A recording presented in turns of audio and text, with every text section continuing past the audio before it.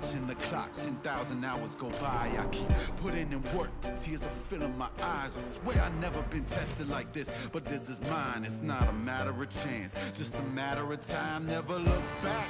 If something standing in my way, I always push back. If something seemed impossible, I never took that. Nah, cause now I know better. Can't stop, won't stop, I won't quit ever. As far as won't take me, the highest fall it won't break me. The blood and sweat is what made me.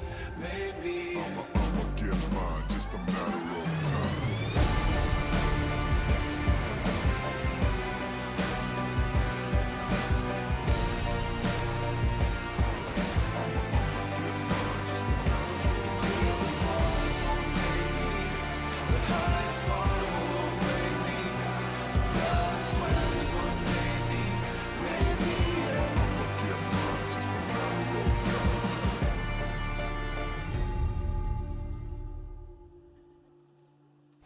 Today's matchup.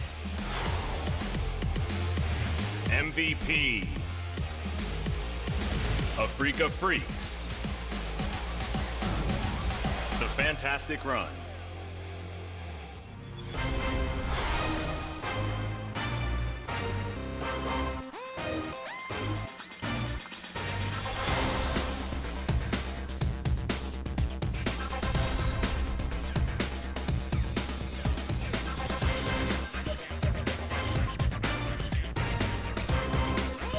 Welcome back, ladies and gentlemen, LCK Summer 2018. We are up to game number 7. It is match 3 of the day, and we are desperate for 9 games. We need to do it. It's our last opportunity for the season. Thank you very much, Asia Games, for that. But MVP versus Afreeca, is it possible, Papa Smithy, for MVP to take a game? I damn hope so, Atlas. I've climbed every LCK mountain, but the 9-game mountain, we need to see it today. We've got bad news. We've been informed that ADD will not be at the studio today. Yeah. Not sure on the entire roster. It could just be Maha in the top lane once again. Maybe it'll be something new, weird, and wonderful. MVP usually can be counted for that. We've seen Jinair and BBQ lose today. So MVP are in no risk of falling into the relegation spots, but enough 2-0 losses in a row and a cheeky win from Jinair, and suddenly MVP moved down to 9. This is a difficult one, though. It's against the Afreeca Freecs, who are in 5th place at the moment, but we saw in the first round robin especially, they were a team vying for that top spot. They were second as our teams moved over to Rift Rivals. So we'll see whether Afreeca Freecs can get back on their high horse and challenge Kingzone Dragon X for their spot in 4th place. Because I believe with a victory here, assuming Kingzone are going to fall to KT tomorrow, certainly will mean that Afreeca Freecs will eclipse them. But let's have a look at the rosters here, starting with MVP. On our blue side, what is it going to be this time around? Let's see who that top laner is that's going to replace ADD. And it's going to be Max this time. Yeah! Yondu's going to be in the jungle, Ian in the mid lane, and it's going to be Pilot and Motive, I assume. There he is on the bottom side of the map. So Max's support sub going to come in once again. And we'll see what we can make of this particular MVP roster. Do you think it's going to be better than Maha, Papa? I mean, Max plays everything in the support role. He has a quadra kill on Sion. Now's his time. I want to see that top lane Sion, baby. Get some AD built. Who knows what could happen. Finally, MVP are going to play top lane Sion, Papa. Oh, wait, hang on a second. Hey, it's been a while. They've had some bans where they haven't played it so far this season. That's true. Let's go. The autofill dream continues. Max is already bored. Who am I facing today? Oh, it's Keen. Crap. That's just bad. Keen. No, he's just like, oh, no, it's just Keen. It's totally fine. They've got very similar jerseys to us, as you guys may see. There's a bit of a spoiler alert there, but Afreeca Freecs and MVP looking like they're wearing opposite jerseys at the moment. No longer is it going to be the black uniforms. And let's have a look who they're going to be fielding. Should just be the regular roster. There, you can see it on your screen. Keen, Spirit, Kuro, and I believe it's going to be aiming in the AD carry position. No Kramer this time around, as Tucson, of course, going to be the support. Imagine having your top laner out for 2 series for a medical emergency, and the autofill top laner has Khan into Keen for My Life is just the worst. That's what's happening for MVP. It was revealed to Afreeca 30 minutes before the match kicks off. That's how it goes with the roster reveals, and I'm sure they were like, well, this will be interesting. Yeah. Max has shown no games of top lane in his solo queue. I assume he's been playing on a Smurf. He would have had a couple of days more heads up than Maha did a few days ago. Maybe we'll see Motive top next. Who knows? Yeah, could be some crazy stuff. Who knows? Pilot might go top. We might put Maha into the AD carry position. Could happen. They can move people around most definitely, as I believe it will be Ian most likely staying in the mid lane. That's the only thing that my money's going to be riding on.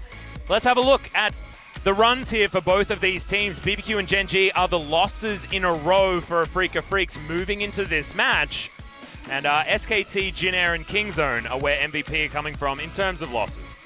In 8 series, MVP have won 4 games and 1 series in that time. From the Hanwha Life game onward, it's been a sad run for MVP, and it's got sadder with the medical emergency for ADD. Yeah. Max's support KDA is in the top side. Keen has been just on a tear. He may have been the most informed player in the entire LCK, even though his team has been losing recently. He's been outstanding. So we'll see how he does here. You would imagine it's going to be a lot of free lanes, especially on the red side. They just go for an early pick, Camille, for example, and say, what you got, Max? We'll take whatever you want into it. Or do they go for the counter pick? These are the options open for the side of Afreeca Freecs. And hopefully Max has got some cheese prepared. That's what I'm looking forward to, as Afreeca Freecs certainly have the winning record against MVP, over double as far as game score is concerned. But that is a whole lot of history, and it all comes down now to Max being on the top side of the map, Motive moving in to the support. Doesn't the tiebreaker at the end of spring season, a best of 1 for seeding on the wild card for who got blue and red side, feel like a long time ago? It was won by the Afreeca Freecs. MVP, you remember, finished 4th. They actually beat Afreeca in the wildcard match and went to Rift Rivals because they won that match. That means that Afreeca only went to Rift Rivals for the first time 1 year later. This man on your screen, the Korean representative top laner who will go over to the Asia Games in Hong Kong, has been just outstanding in his last few games and the whole season in general. Yeah. Back on the carries, away from the tanks, he has been wonderful. Absolutely dominant up towards the top side. Like you say, in winning or losing matchups, we'll see whether Keen is going to have a fun time with Max, because I feel like he might be able to style a little bit. If you remember back to our last series against BBQ, Afreeca Freecs unfortunately lost it, but styling was certainly the attempt, as Spirit was picking Evelyn into Trick and weird and wonderful things like that. There were moments where Keen had more damage dealt than the entire enemy team on Gangplank, and they lost that game. His Darius smashed lane, couldn't get into team fights because the rest of his team was behind. They lost that game. Key position battle, though, will be in the bot lane. Pilot and Aiming, some of our best marksmen here in Korea, although the awesome dudes definitely fitting onto the side of Aiming as well. The Varus has been his respected AD carry pick. He has been really big on the Varus. Everything else kind of up and down. Yeah, certainly. As Pilot has been sticking to the 80 carries, definitely. Some of his best performances have been on the Ezreal in previous seasons. However, this season hasn't really got off the ground on that pick. We'll see whether Motive's going to offer him anything extra on the bottom side of the map. Still will have Max's voice in his ear, of course, but from the other side of the rift. Let's say that Max has been the more impressive support, but, you know, you got the cruel hand, so you try to deal with what you're dealt. MVP have a very low chance of winning this game with ADD. Without ADD, I think 22% is maybe a bit higher. Even a single game win would be very helpful given the relegation battle they are in. Afreeca Freecs have been pretty down in terms of form, so MVP, you know, if we see a huge performance from Max, I guess it's possible, but it does beggar belief a little bit. And you can see a lot of the fans have actually dropped off the Afreeca hype train as well, only having 2,000 votes in that entire vote as well from the fans. Doesn't speak a lot, so wanting to have a dominant victory here and get people back into the Afreeca camp as they move towards playoffs. Coaches, you can see, are in the booth. MVP versus Afreeca. Similar jerseys, very different teams in very different situations as champion select is upon us, and a Rakan ban instant from MVP. Zyra Khan would fit into Afreeca Freecs, and of course Rakan, a trademark pick for Tucson. Do we see any cheeky top lane bans at MVP with Max filling in? You could just ban Sion. I mean, it wouldn't be the worst ban. Well, I mean, that is the one top laner that he has certainly played to pretty great effect. But he's played a bit of everything when it comes to the bot lane. Brand top, possible. A lot of mages top, definitely possible. On the side of Max, Aatrox is going to be the standard ban, and from there it'll get very situational. Seeing Zephyr, the coach of, the drafting coach I should say, of the Korean national squad in the booth for Afreeca Freecs today. Yep. sort of dropped off as far as his genius. His first round robin drafts were incredible to watch. A lot less consistently well sculpted in the summer season in general, you'd have to say. Haven't been feeling the complete outthink, but Talia going to be banned away, and this is going to continue down a pretty predictable path here for Afreeca so far, not throwing any spanners into the works, as MVP have a group of players that aren't necessarily in their correct positions. Having 2 supports is an odd one. Does mean that Funnel seems to be a good idea. Papa Smithy, what do you think about that one? Orianna, the final ban for MVP. If anyone can put the fun in Funnel, it would definitely be MVP. Oh, yeah.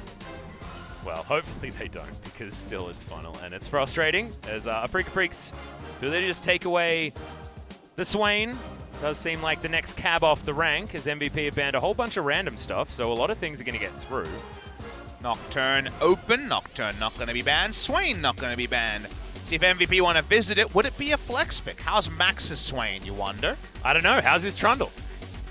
He could be flexing that one too. I've seen him troll before, so I think definitely Trundle could be a top lane pick. Feels like the perfect pick for MVP to start off this draft, as Max is the one on the top side of the map. Keen, see whether he just locks in his pick. Swain, of course, available. Can go to Kuro or aiming, of course. Keen could also play it, but I'd like to see him on something a little bit more lane dominant. That's going to be locked away. Understandable first pick here in the Swain. Where does Spirit go? Sejuani, pretty standard. Kindred, a big pick for him, but a pick that a lot of teams have struggled to close games out on, Afreeca included. In recent memory, so Kindred priority does feel a little bit lower for most teams. Jungle is often taken at this pick, unless you want to go for a support. This would be pretty early, but it could definitely be the duo of the bot lane. Could be Swain Alistair, if Afreeca Freecs want to go that way. Also opening the door for a last round Yasuo pick in our first round before the second round of bans. Braum. Look at that exhaust over there. I think it might be fun time for the side of MVP. Why did I say it? Mordekaiser in the funnel. That makes it a little bit more fun, as Ian's going to be locking that one away. So Braum Mordekaiser locked in, and we could have some interesting aged Gouda on the map. Would you say hijinks have been initiated? I believe so. I would say that hijinks is certainly the thing. Well, Afreeca Freecs, probably also. The moment you see Braum in the first round, you're like, wait, uh-oh. So, no sinking feeling yet. The Varus will come out. This is, of course, Aiming's best performing champion in recent memory. Also was one of the champions that Afreeca used to dismantle the Griffin funnel, if I remember the correct opposing team. That was Swain bot lane and Morgana, I believe, as a duo, and it was Aiming's Varus that put it straight into the dumpster. So let's see what happens on the side of Afreeca Freecs. They're starting the bans here. We'll see a Talon ban. And it looks like MVP were trolling us just a little bit, as the Braum lock-in was a little bit of a giveaway. Braum Mordekaiser is actually a great lane. You can lock people down with the autos of the Mord and really guarantee the big last bonk from the Mace of Spades. Like in the blue summoners here for Ian. Ghost Cleanse, real classic duo of summoners. Very standard. Now 3 smites. MVP, thinking emoji, is running wild on their side with the summoners, having fun. On the rift, as they should. It is a unenviable position to be in, and they're just trying to make the best of what's going on. Making the best of Afreeca Freecs. Yeah, okay. That would be a Jungle Kai'Sa, a favorite of Spirits. But I think he's just going to play something more standard. Maybe he says, well, we're expected to win this game. I want to get my confidence up. He played AP Jungle Gragas, and it was just the worst. So perhaps this time he'll find a better game on the Jungle Gragas. Well, there it is, locked away. Not very many opportunities for it to go elsewhere unless Keen's going to pilot it on the top side, but that means that solo lanes have been locked in, as well as the AD carry. His pilot goes back to an old favorite. That's going to be the Tristana, and the Karthus is locked in. MVP. MVP. Where's everyone going? That was going to be my next question. I think Braum is going support, Papa. That's what I think. Don't ask me any more questions. Well, MVP went for the we're playing blind pick, lock in your champion first and work out the roles later situation. Yeah. Afreeca Freecs say we're usually the ones who enact shenanigans. The hijinks are engaged. Who is playing what champion is a question that may evolve. I'm guessing we got some sort of jungle follow going on here. Well, Na was the one that was locked in for the top lane for Afreeca, so that means Keen's going to be playing that. Afreeca Freecs, highly understandable situation there. Is where is everyone going is the question on the side of MVP, and so far Max has a Mordekaiser. As Motive's not teleport, trolling. smite, Karthus in the mid lane. Motive's got exhaust, so he knows what he's doing. Everyone else having a fun old time over here. I'm guessing some lane Mordekaiser might happen. Can be able to pop out, as we don't really have to say too much. They can change their summoner still. Yep, that's true. That's true. But this is definitely looking weird and wonderful from MVP. They've got some grins on their faces, having a peek down in the booth. And we'll see how it's going to go. That is top lane Mordekaiser, though, and that was debuted by Khan, I believe. Yep. Earlier in the year. No, last year, 2017 summer, right? When he was a new player, he was like, by the way, Mordekaiser. And everyone was like, okay. And then he won. And that was like, okay, too. Not the best Mordekaiser game for me. The best LCK Mordekaiser game was definitely Pumandu's support Mordekaiser for SK Telecom T1 Team 2, before they were even SK Telecom T1K. Well, that's dating back a very long way. As it's Lord Mordekaiser for Max, if you don't mind. We're on the friends, top side. actually, so he lets me drop the present trees and get away with just calling him Mord. Does Froskerin do that for you? No. No, She's still the buttress of the LPL. She certainly is. But ladies and gentlemen, our final series of the night begins now. MVP versus the Afreeca Freecs. Can MVP upset with a very interesting composition? Let's find out right now.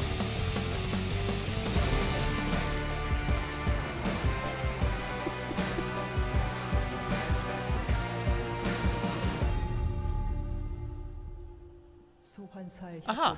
We stuck with the smite. And the TP. Well, they've got two supports, one of which is Yondu. Max, amusingly, not playing support with two supports on the red. Yep. Well, the MVP fans, they still believe. The thing that I love about this, Papa Smithy, is what does MVP love to do? What is their favorite thing to do? Troll. Apart from trolling. Baron. It's true. They got 3 smites for when they're doing that Baron as well. As, yeah, Yondu does still have exhaust, so... To catch you guys up, if you're joining us late, if you didn't watch the MVP match a couple of days ago, they played against King Zone the night after. Top laner ADD was rushed to hospital to the emergency room with a collapsed lung. Very unfortunate pneumothorax that he was unfortunately diagnosed with, so...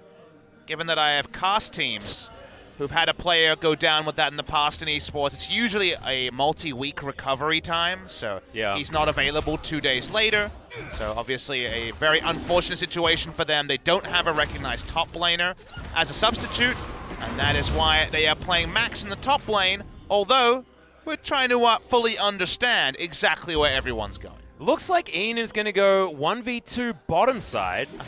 Against this Alistair. Where could it go wrong Varus as teleport against Alistair? Look, I don't know. I don't think you need a flash, really, into an Alistair. Well, he doesn't have a teleport. He's already used it. Yeah. So. Nor do you need a smite, because he's already used that, too. I think this is going to be fine. No summoner spells. This puts the int in interesting. Well, we'll see. I am not ready to say that this is crap just yet. Wait until the first kill comes down. I'm much like Korean solo queue, Pop Smithy. Korean solo queue, you can try whatever the heck you like. As soon as it fails once, you're the worst player, worst team, worst everything in the universe.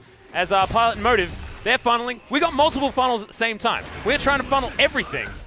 And maybe if one funnel is wrong, 2 funnels make a right.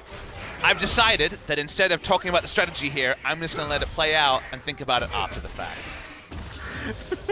My brain power is limited. It is the 7th game of the night. 7th game of the night, and we've got bot lane solo Karthus smite teleport with support Trundle roaming around the jungle, and Max with a smite Mordekaiser top lane, 2v1 against Anar. I just love the Observer swapping champions. He's like, really? Yeah. He has not. Move Ian into the motive position and switch Pilot mid. That's what I'd do. Well, I feel like Spirit has a high chance of the gank being pulled off against a smite teleport Ian. Hey, but he's level 4. He can defile them under the turret. That's going to be a difficult one to lock down. I do Very feel safe defiled. farming. Well, I think we all do. There's not a lot of great news to come down here. Oh, there we go. Some sweet damage from the Karthus. As Pilot is going to get yanked back with the Never Move. Throw running out of mana completely, though, as MVP just going to clear out this minion wave in mid lane. Keen wonders where everyone went, and of course, MVP are taking away all of Spirit's jungle. You mentioned Spirit having a rough time on the Gragas the first time around. He's also going to have a rough time here, but for reasons that are very different to what a standard game would be, because this Gragas currently just can't find anything on his topside jungle. There's nothing there. What did Spirit say or do to MVP to deserve having absolutely no jungle at all? Maybe he said something mean about A2D. I mean, I think that is very rude. I think that's tasteless. Spirit's a really nice guy, so I know you're just joking, but that's very unlikely. Well, Exhaust going to be used onto Keen. Very respectful flash to come out from the Gnar as he's underneath his turret once again. The gank from Motive moving towards the top side of the map as the jungle Tristana continues on her regular route of the jungle.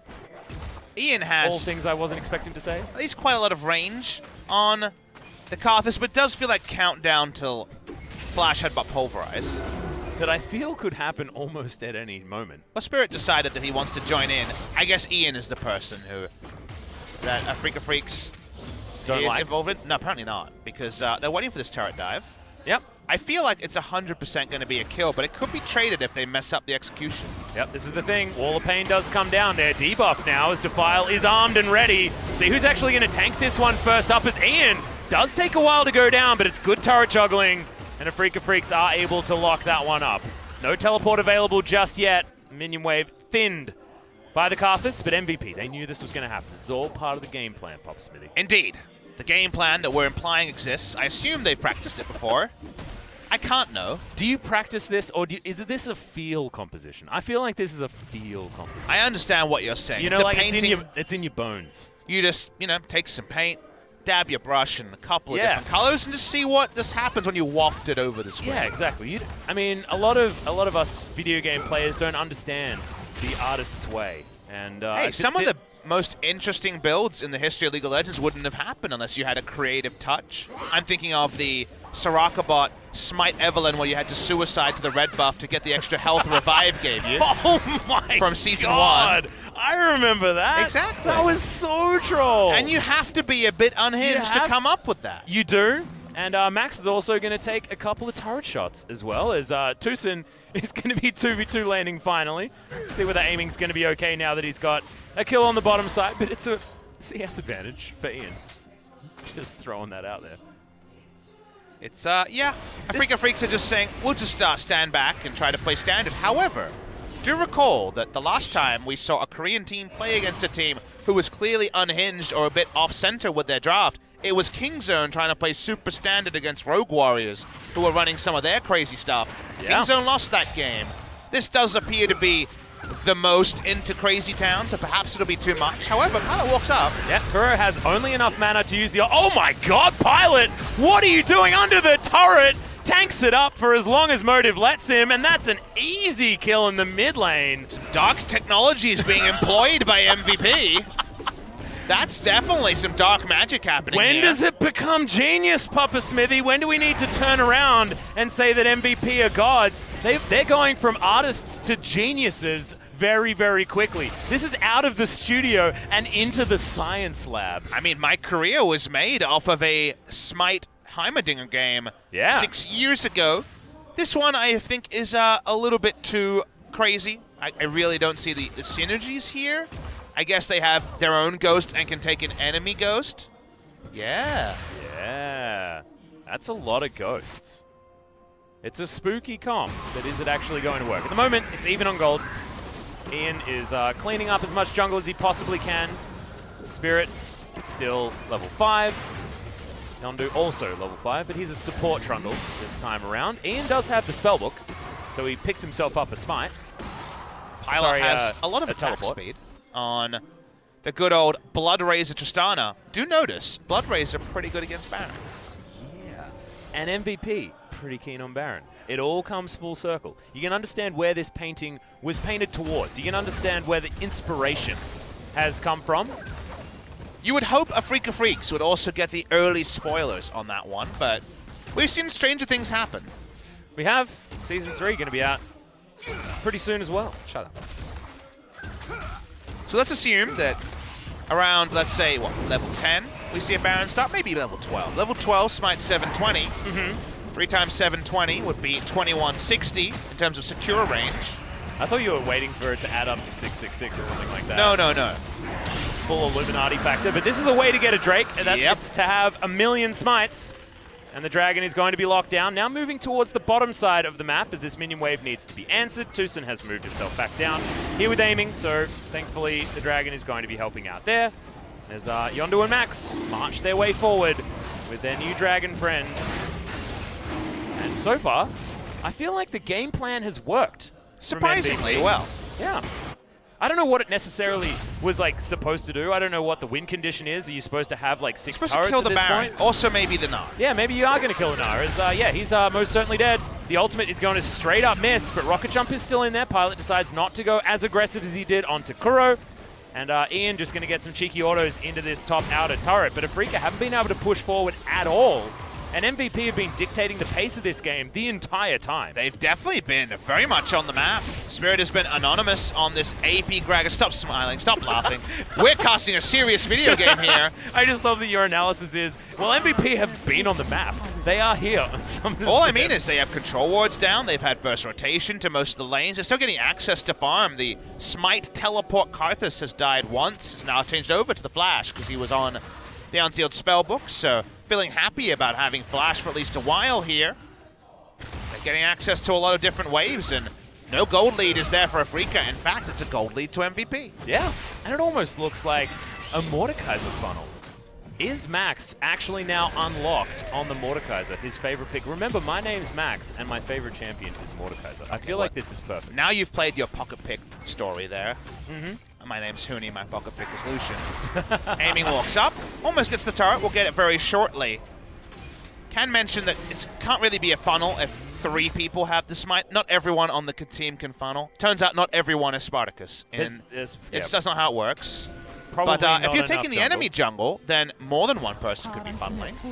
It's going to mean Afreeca Freecs have a bit more space here down on the bottom side. If you're going to get man advantages everywhere, there is somewhere that you're going to drop the ball. So that is going to be aiming. Rushing that turret through, Blade of the Ruin King now completed. He's got himself a bunch of farm, and if we know anything, we know that aiming can certainly navigate around shenanigans by picking up the Varus. Now going to move into the mid lane. MVP, if they can just kill closest target, do remember that first item here is going to be super powerful, super gold efficient, because all the jungle items are super gold efficient. The Observer showing us they do a hell of a lot of damage to the Rift Herald.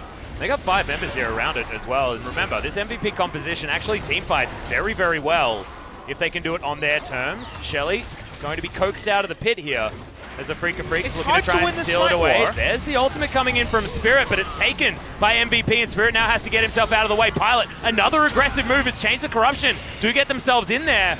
Glacial Fissure going to miss everyone as Afreeca Freecs now have the health advantage against MVP, but they just scatter. They are going to be able to take the Rift Herald. It's Motive, I believe, that actually picked it up. As you can see, Empowered Recall means that he certainly did. Very, very difficult to try to contest a smite there for the Gragas, so it does go the way of MVP. Afreeca just trying to actually draw the enemy to them by running straight down the lane. Yep. That Pillar not going to do so much, but it may actually kill Yondu, as thankfully he has Max there, but Ignite, it's ticking down. He's fine. Not going to tick enough, as he did throw in the Subjugate, and that's going to give him enough health back to survive. Combat Summoners, of course, with 3 smites, going to be 2 red smites, 1 chilling smite on the side of MVP. They're able to get enough gold onto their Karthus and fight front to back. Who knows? Maybe they can actually get the Ghost early in a team fight and roll through the side of Afreeca Freecs. And Kuro needs a second item to really be able to impact the team fights. And Swains recently have been struggling. The Swain and Nocturne, both of them have been having a bit of a meager time recently. Yeah. See 2 jungle items picked up by the 2 people that don't have smite. Not jungle items, I say support items, so a lot of vision control going to be there for the Trundle and the Braum. A lot of information to take a Baron. Well, we'll see whether that Baron that is looming is going to happen in 7 minutes' time. Of course, very early in this game. I know it's game number 7, but I feel like we are just falling further and further down a rabbit hole. And things are just Where getting... does it go? Well, Does it I go don't know. towards MVP's comp making perfect sense? I know Alice had a bit of an interesting time when she was there as Children of the Grave on top of Keen. The flash after from Max is not enough. Requiem could guarantee it as there we go. And Ian picks up the kill. This is what this comp is capable of. It's capable of getting a pick and guaranteeing a ghost. Keen just wanted to have a clean game of fun on the Gnar, but is having no fun. Speaking of no fun. Yep, Cow also not going to have very much fun. Explosive Charge also able to seriously dent the Cow with the Unbreakable Will. It feels like Afreeca Freecs have tried to play this game really square, and MVP have found a way to problem solve their way into a pretty big lead. They're able to find picks. They have so much map control because the Gragas controls nowhere, can really go nowhere. Hasn't found much of topside. Coming in with his barrel, it's not fine. Yep, good early flash from Motive, but Spirit probably should have seen that he'd use that before throwing that one up in the air, but the lob does take a little while to arm. They keep varying the lane assignment here. Kane may not find a magic resist shredding target to be able to get value out of the Wit's End that we saw be a big pickup earlier in the week on the Gnar. And if you just look at the champions on the side of MVP and disregard the smite, does end up being Mordekaiser top lane and otherwise a pretty standard composition. Yeah. More gold away from the Trundle and Braum onto the Tristana Karthus, who are both hyper carries. And the Mordekaiser are probably going to be utility, a Rylai's, for example, maybe a Merlin Omicron. If it's needed, Afreeca have control of the Drake, but I don't think MVP will allow that to stand. Well, they are actually going to be able to take this one, but it looks like they're not going to allow the outer turret in the mid lane to stand, if that's how you want to talk about it. Pilot gets over here, and of course Tristana, we haven't seen her for a while, pretty damn good at getting rid of these turrets, and Wall of Pain to help keep people out of the way as well. Shelly's going to clean this one up, and that's the outer ring dealt with. Actually, no, inner turret was taken on the top side of the map, so a bit askew is the map of Afreeca. Topside control in the hands of MVP, and we all know what that means. Teleport to come in from Afreeca as now they want the fight. Never move, lands onto Motive, but he tanks up a lot with the Unbreakable. And look at this turret, so incredibly low. Pilot set to try and grab this one. Good knockups to come in from Motive as everyone's on top of each other, but Yondu didn't want to be tanking that turret. And Afreeca Freecs do dissuade MVP from pushing any further. The pace of this game that MVP is playing is really counting against Afreeca, who are trying to, like Kingzone against Rogue Warriors, just play slow and steady. Because the smite items are so gold efficient, there's a lot of power onto the members of MVP at one item, and Afreeca are just being caught with no mana on the Varus, so they get double charged and lose most of their inhibitor turret damage in the mid lane. They're caused second to rotations because they have no jungle control against a triple smite enemy team. They're second in many different ways, and if MVP can keep up this pace and get that 20-minute Baron Atlas, they could very well win this game number one. Yeah, and MVP, actually, with this composition, right? You assume that if it's Afreeca with this kind of lead, this kind of map pressure, this game would be straight up over. Yeah. But with the fact that MVP have the 3 smites and all of the enemy jungle in order to get the smites into, that's the only reason why it's winning. MVP did manage to get themselves into this winning position on their own, though. They had the plan, they had the idea. Obviously, this isn't cheat. Well, I mean, it is cheese. Oh, yeah. But it's not trolling. This is a composition that MVP knows they can make work. It was And definitely they've one that we navigated needed. it nicely. It's definitely one we needed to see play out in front of us and Absolutely. understand that Spirit just getting no lane assistance and losing all his camps really snowballed him to have very little impact in terms of presence to flash in. Yep, doesn't get the knock up onto Ian, however, does get the flash out of the Karthus, who will have teleport back up pretty soon. Chilling smite there as well.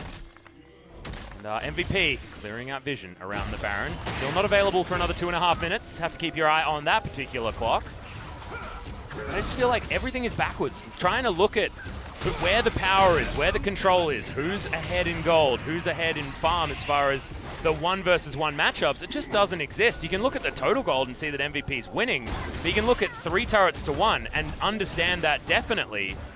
But Pilot's a Tristana. It's been a while since we've seen her, and she scales extremely well and now has a Blade of the Ruin King. This Baron is going to be decimated within seconds. They can just take the next dragon, which is a Mountain Drake, to add to that, use the dragon to take the Baron in about 30 seconds flat. I wonder if the next item in this build is Rageblade, because it's an on-hit build very clearly. It's the Blood Razor and also the Blade of the Ruin King. With Rageblade, that is an insane amount of current health and maximum health damage to both champions and also something like the Baron. There was a Rage Blade Tristana played in the EULCS earlier this season. I believe it was in Demacia Cup first. I think Abel was the one to go into Rage Blade Tristana. Itemization a bit cleaner as well. Yeah, he's dead now. So the Rage Blade might be pretty aptly named here after that one. That was a really no nice guarantee game. it's going to be Rage Blade.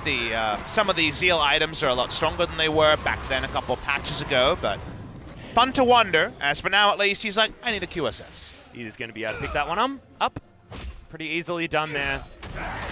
211 CS here at 18 minutes for the Tristana, who's been farming everything, but alongside a Karthus and a Mordekaiser that have been doing about the same thing. And for a player that in his career has never actually farmed, Max is doing a great job. I know. Well, it's Mordekaiser, so... Hey, are you saying that he's an easy champion to play? I'm saying it's very easy to farm, especially when you don't have an opponent and are smiting things randomly most of the time. That's true. That's a good point. Amy has gone for these guys are going to randomly dogpile on top of me. I'm going to go Hurricane build, which I think is very smart. Yeah, it's the I think that I'm Ash kind of build. But he doesn't have a Hex Drinker, and that is increasingly something he will desperately need. Yeah, because you can't build a Banshee's Veil anymore, as Ian is going to face check Keen, Oh, he does. which is a really, really bad idea. The bounce, the hop, and the very dead Karthus. Can he actually get a follow-up kill as the Skittles don't land? Therefore, the Requiem not going to land either. He's just going max range. With these Skittles, pretty easy one there for Keen. Grabs his first kill of the game. Trying to find the gaps in the playbook. We saw the value in what MVP were able to do with so much jungle control onto the Gragas. However, in isolation, and when it's not about a jungle follow, things get a little bit trickier. When their map control goes down, we mentioned how this game would have been over if they had completely lost map control. They still have it, as you can well see on the screen. But Afreeca just want to get down their control wards, actually return to the fundamentals this team famous for preparation wants to get to. But now that's the last thing MVP is going to allow. Well, teleport is available here for Ian. He could possibly get into this Baron pit very quickly if they're willing to give up the inner turret on the bottom side of the map. But you can see MVP do want to clear out a lot of the vision. Ian looking for a flank as he teleports into the Baron pit. They know what they want. Yeah, they're starting it. And let's see how quickly this dang Baron is going to go down. Of course, Afreeca Freecs are here in position. They'll have 5 members, but they've got 3 smites. And we'll see whether this dogpile is going to work out for either team. Demonic Ascension in the middle of the fight. Ian is going to die exactly where he wants to with the Defile. Requiem's going to come down, aiming. Great position, massive damage to fly forward as Pilot still throwing in the work. And there we go. The cow fell down. MVP as the dust. Oh God, what was that flash? He picks up the kill under aiming and jumps forward. Could it be the Quadra for Pilot? He's playing like a man possessed today, and it's going to be stolen by Max. There we go. MVP 5 for 2. Such an explosive fight both ways. The Gnar ultimate onto 4, and they can't actually follow it up. Pilot lives. Pilot does the damage. They're going to get so much damage onto this inner turret. It goes down. What a moment for both these teams. Just ridiculous. Let's have a look at this one again. It was a cacophony, but exactly the way that MVP liked it. Holy crap. I thought the Gnar ultimate was going to answer this. Watch the Gnar as the fight goes on. Keen says that's a lot of people standing on top of each other. Gets a 3-man Gnar, not the 4-man it initially looked like because Pilot is still auto-attacking.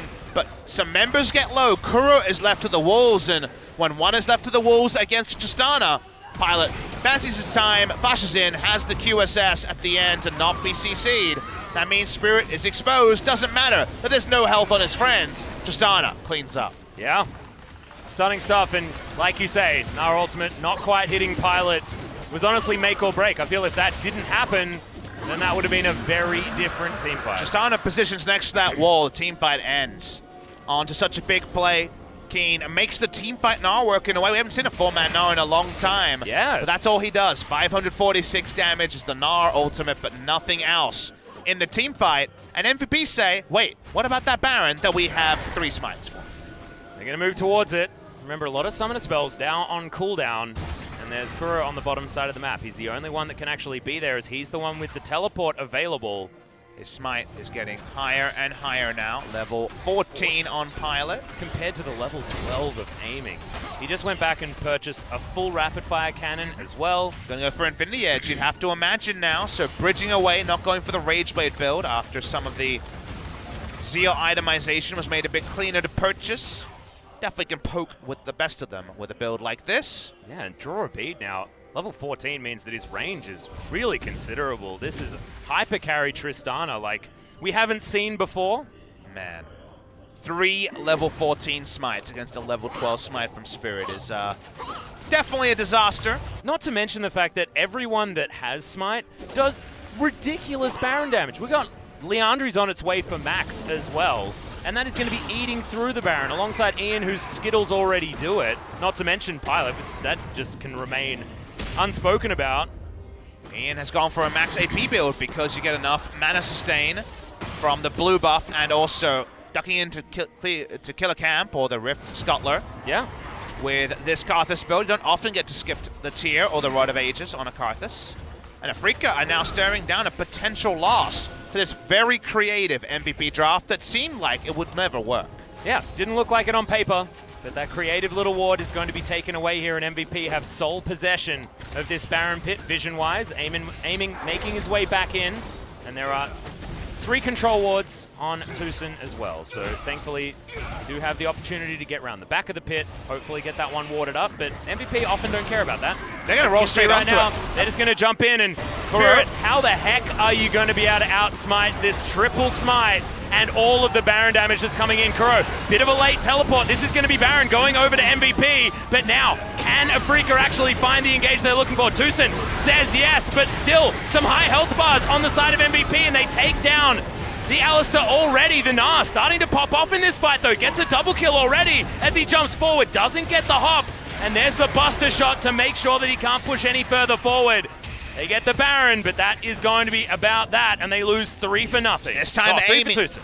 This time aiming is the one free hitting. Tucson may go down, but aiming gets a lot of shots in. He has the Hex Drinker now. It's a bit more aggressive with his positioning. They do get the Baron, but usually 3 kills is too much. A standing goal to be picked up. We're going to miss out on Tristana trying to repel that turret. You wondered when they would start smiting because the range, the burst range is huge. They start at 2200 and 3 smites later, it's dead. Yep. Do so pretty easily there as well, but this engage from the Afreeca Freecs, certainly great news. Having only 2 of these Barons remaining is brilliant. And like you say, aiming, he gets exhausted, but he just eats some honey fruit and goes back to shoot. Well, it's the first time that actually aiming has had a zone with a Gnar in front of him, a Swain in front of him. He's free hitting in a way that he hasn't been able to in previous fights. There was no latitude for Ian to really have a big play in that team fight. They back away, they've got the Baron, they lose their outer top lane turret, but it's only 2 turrets to Afreeca Freecs, and the gold is still to the lead of MVP. And MVP keep their mid-outer turret alive as well. Only inner turrets remaining on the other lanes, but 4-2 in turrets, certainly great for MVP, who now have 2 minutes of Baron on a couple of members, and 2 pretty important members as well, as Pilot and Ian are the ones with the buff. You'll see low damage numbers there, even on Pilot, who looks like he should be doing incredible damage. Reason is, the only easy target they had was Tucson. So while Tucson died through his ultimate, we weren't getting damage onto the dealers, onto aiming, for example, the big damage dealer on the side of Afreeca. Still, MVP roll forward. They're going to see a ward that spots them on their merry journey. But I feel like as this game goes on, as soon as Pilot gets an Infinity Edge, I don't think that you really care about whether the Alistar has an ultimate or not. You've got true damage now, and he is still going to melt at the hands of the pretty anemic Cow. And how do they get to him? I don't think Alistar's going to be able to do it. The Gragas cast so far has been unreliable at best from Spirit. He's gone into the more standard build, but did start with the Runic Echo for a bit of burst. Kane's pushing this wave on the top side of the map, now going to have to go home because they don't want this team to break open this base. 27 minutes on the clock, and MVP still, this unorthodox composition working. 6,000 gold is the lead exactly. The Afreeca Freecs still, we'll see where the standard is going to reign supreme. There's a reason why the meta is shaped the way it is. 3 smites generally shouldn't work. This time around it is, as our Explosive Cast does nothing, and our Chains of Corruption also are begging for a little bit more interaction there as the Wall of Pain answers it very cleanly. Aiming was focused on whether he could hit a target rather than where his calls were from his team, so everyone else fighting back. Keen was exhausted, but going to be now able to build up that Mega Gnar bar. He has flashback up, but it's still a short-range comp from MVP. They can't afford to clump when they see that Mega Gnar is coming up. The thing that's difficult is that if Defile comes down, it could actually be difficult. Flash has to be used from aiming there as it's a huge knock-up from Tucson. Children of the Grave, as there's the Gnar back onto 3. Keen gets himself out of the way, and Yondu, the first one to die in this fight, and Motive very, very low. Keen still wanting more, wants to turn back into that mini Gnar form in order to get this one done in the end, but MVP running quick, running safe, and get out of the way. Freecker can only kill the closest target. It's Yondu this time, one of the 2 supports on the side of MVP. In a chase on, they can't get too much more. A Mountain Drake's the best they can hope for. There's still multiple smites on the enemy side. Max and Pilot currently with them available, but this will go to the way of the Afreeca Freecs. They pick up the Mountain, they back away. Seeing such close fights here, but 2 fights in a row where specifically the Tristana is corralled and doesn't put out the damage necessary. Yeah, it feels a little bit like MVP have ran out of steam. They don't necessarily know what to do next, which is a little bit of a worrisome sign. It feels sometimes that MVP, as soon as Baron is off the map, they don't quite know what the next thing to do is, and that siege on the bottom side of the map did not yield any fruit. I got it. Next Baron. Let's go there. All right. Set up around the next Baron. Same as the last Baron is probably the best way for MVP. You'd think with a Tristana that siege would be safe, but they kind of watched Gnar build up the Gnar bar and Alistair engage on them, so that chance was removed. Yeah. Gonna have to problem solve a better way of dealing with that. Still, Baron will be spawning in a couple of minutes in an area for them to return to. And you have to imagine they're pretty close to this Infinity Edge pilot when the equation definitely changes for Tristana. And also, they managed to get the flash out of aiming. And I believe that as the Baron is coming up, aiming's flash should be a little bit afterwards, so it could be an opportunity for MVP to start a fight as soon as that one is available. Some huge minion waves top and bottom lane as well, as MVP have been able to kill creeps extraordinarily well. If there's anything that they can do this game, it's destroy minion waves, as that is a negative Baron power play, which is not exactly a Baron power play. That is it's bad news.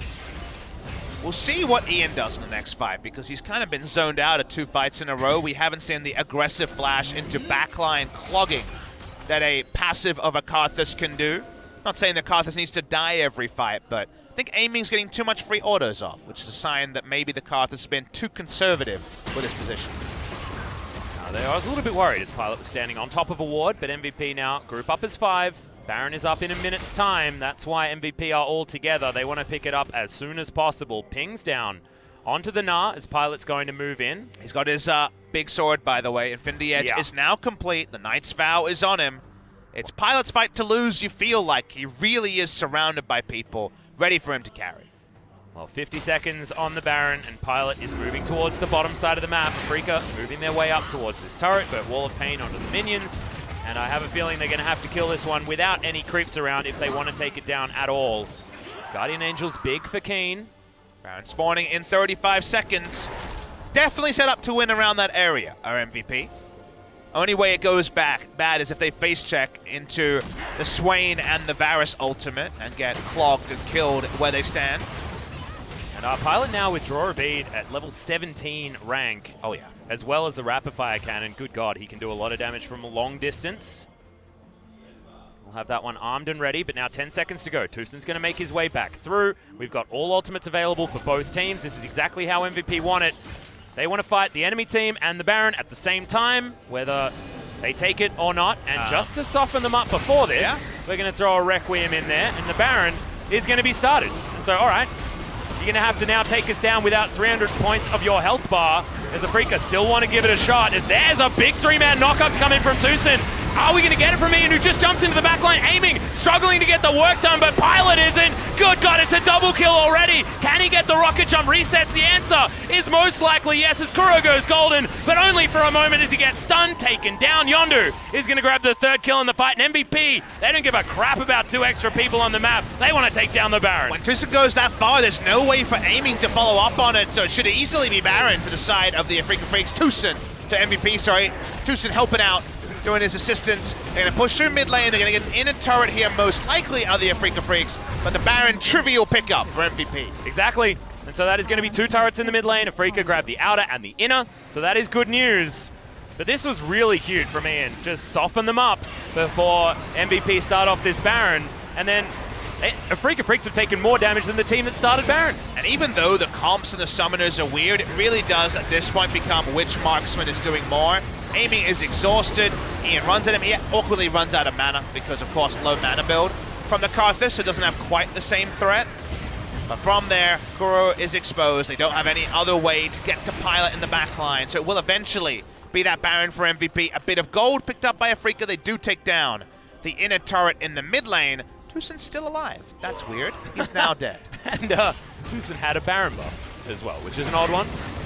Didn't know that Ghosts could get a Baron, but apparently they can.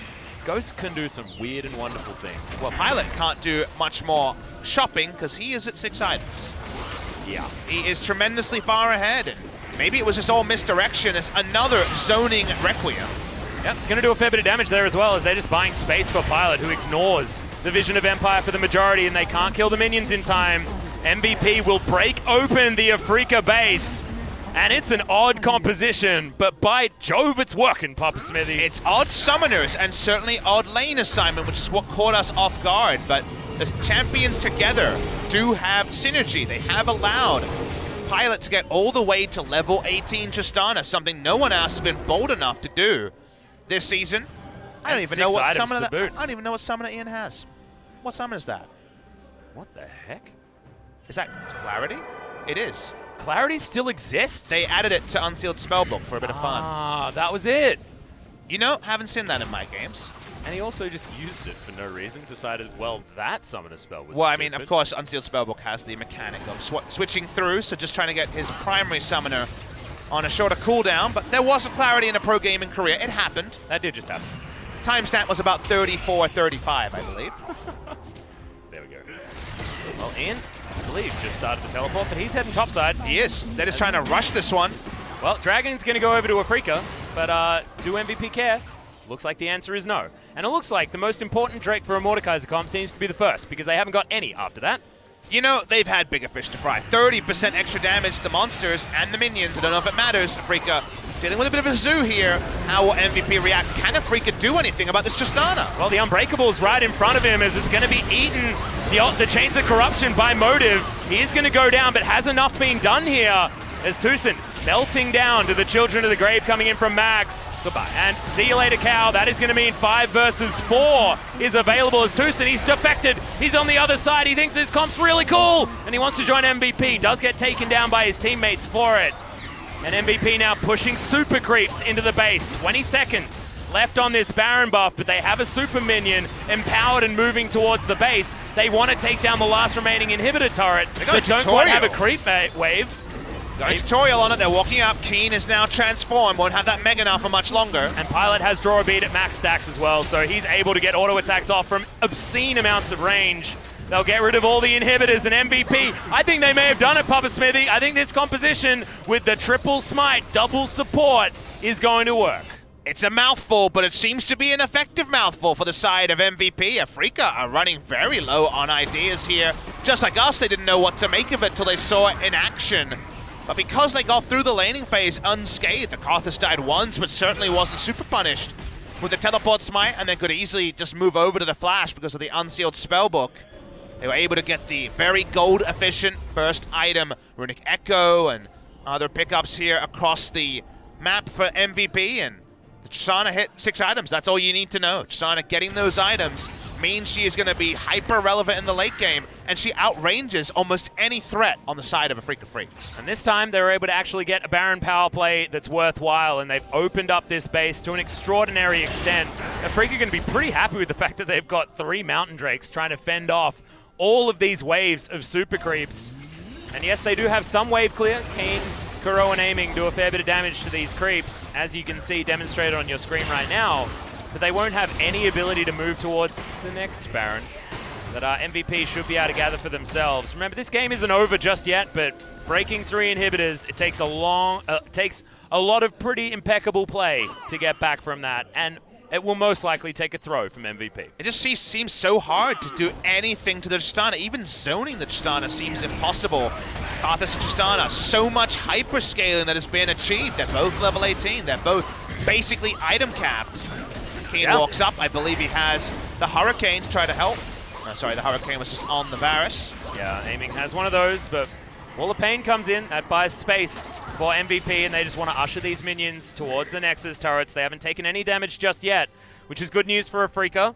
Requiem does about 1 trillion damage, I believe is what our observer is saying, and as he says it, we are going to throw it in immediately on top of Afreeca Freecs. That's a third of Aiming's health bar just right down right now as the fight is going to start once again. Motive right in the front line as it's a good shield. Flash immediately from Pilot gets him out of the way of the explosive cask, and Kuro gonna get taken down. Sorry, Keen gonna get taken down to the GA. Kuro as well, very, very low on the back line. He's exhausted now as well as he moves up forward. Pilot gonna jump right in there. The Nexus is gonna explode. And the Frankenstein funnel composition coming in from MVP is victorious in game number 1. They actually won this game with triple smite, with their top laner unable to play. Of course, ADD probably watching on, you'd imagine. Still recuperating from his pneumothorax from that collapsed lung. He's going to have a big smile on his face today, 2 days after going down in a one-sided match against Kingzone. Max comes in, they go for a top lane Mordekaiser, a triple smite comp, and they beat the Afreeca Freecs, one of the fancy teams for the LCK Summer Trophy. And now we understand that the crazy trickles down. And Max, he was in the support position before. He was bottom of the list, so there was no one to catch the crazy. Now he's top of the list, so it's just going to everyone. Outstanding. Look, it worked. I can't fault it. Isn't it beautiful that Innovation first beat Kingzone, and now Innovation for MVP in an unenviable spot does beat Afreeca Freecs as well. Trying to understand the standard play and playing back always seems like the wrong choice against any sort of funnel. This is not a true funnel. There's 3 smites on the enemy team. But if you give the 3 smites all of the Gragas' jungle, then the map control was all on the side of MVP for the longest time. And it's very hard to misplay around Baron when you have triple over-leveled smite. It's just going to work out one way or the other, by hook or by crook. They were going to get Barons. They did. The Tristana showed up with 6 items, and they won. And navigating the early game was so beautiful as well. It's almost like they put the Karthus on a hook on the bottom side of the map just to guide Spirit down there to try and take him out, meaning they opened up their entire topside jungle, allowed Keen to become irrelevant on the Gnar because he never got the items that he needed to. Of course, a phenomenal player still managed to get the godlike 3-man Gnar ultimate into the wall. He's still world class. However, he was made relatively redundant by the way MVP navigated the early game. It was honestly, it was a work of art, and it was genius by how they managed to figure out getting this Tristana to a late game that they could manage to get themselves. Well, I don't think we're going to be made redundant tonight. Looks like we're going to more games. Who's to say we won't get that 9 tonight, Atlas, after MVP? Steal away game 1 with a cool strategy. Yeah, they may actually have a little bit more in the bank. Who knows? MVP are going to be switching sides. Red side has allowed a few more spanners to be thrown into the works. But good God, look at that damage out from the Karthus. 32,000 in a 38-minute game is certainly nothing to scoff at, and we thought Pilot's damage was going to be obscene. And finally we've seen the final form of Karthus, its poke champion. Ult before the team fight starts, baby. Get those damage numbers higher. That's how you do it. And Ian was pretty reliable on that one. It's probably one of the best Karthuses we've seen so far. And I think it's also the first time we've seen it from a mid laner, which is exciting as well. MVP looked pretty good in game 1, but what do they have left? They need more if they're going to take down the Afreeca Freecs. Remember, this is with an autofill top. Guys, let's see what they can do. We're going to go to a short break. When we're back, game number 2, what's even going to happen?